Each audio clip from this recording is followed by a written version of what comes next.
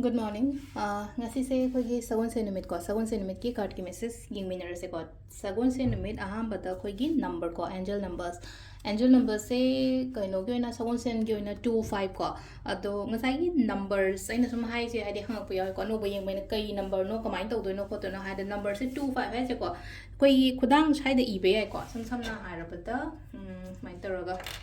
adi sila na ko hadi kudang sida ini cham ngasigi numit ki oina hars ne ko ngasigi numit ki oina 25 sis main ibi ba ko ado koi ki pambom gumba kai gumba de ira swai ko khatang chakhat laga ira swai ko sida mi ne ing eng banungai te ko ten haraga so ado ka shubudi kai de ko hadi mi ke no ne hadi uningo ja suno ka shubudi kai de ado hai sum yeng han ba ko nang banungai te hadi iba sina hadi oi thang ba gi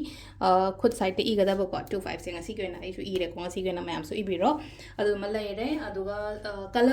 colors se yaraga de hangapan gumba kai gumba sina biyo ko ngasi se angapan gumba sina yo sina biyo to chak thungba khopada na koina hapa ya ba se machu se kitang chaba ya ba angapan machu gi pot se to mai taro happy ba ko nam da khoi gi card ki message hinga se ko card ki message hinga se duga timing afaba sai pe hinga se ko ngasi gi na timing afaba kai kai lege happy do adu duma su yeng minar se ko ma'am ai sida gi card ohum katang thok chage ko card number 1 card number 2 aduga card number 3 ko adu sida laire ko card number 1 ko sisina number 2 sisina number 3 ko aham bakhan la yenga se ko hadi first card number 1 khan bang gi na hadi kari message la ke ha ba do ngasi gi na sida lai se ko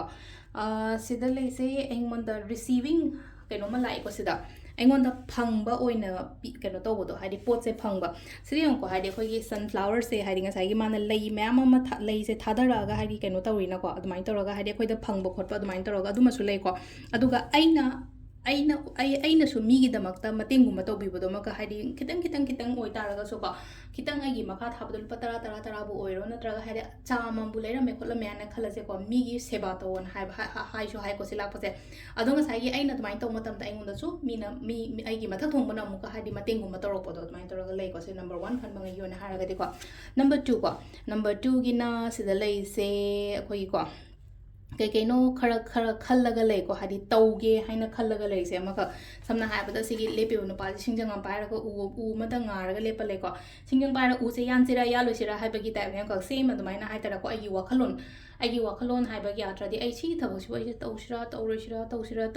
haibagi adumaina taro khalla leibodo maka ado hadi aina khalliba poto hadi taubiu ko yaraga di hadi khandang khallaga masa mathanda di hadi u do mana yandraga di masa keno taro mathanda pup taraga di hadi porokpadi yaroina aina hotnaba ma changi dana ko adu dani ko action loba ma changba haita simple loina hairapata ko ahum suba sina hauzik se silei ko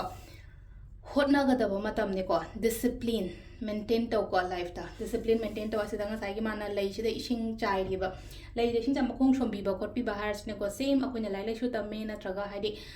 thaba mo hone haraga di adugi potu da chak chang na to bi bodo maka hadi si se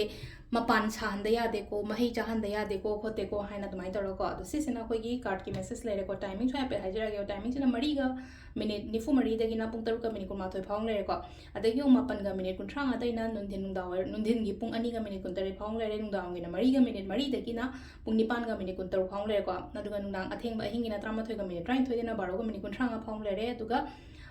ahing nungyai de na nungalam dai pa wai na pung amaga me yang khani pan dagi pung mari ga minute nifu mari phang le ko sisna ko gi ngasi gi oina for timing ko adu se da lai re ko gi sagon se numit ki card ki message na thank you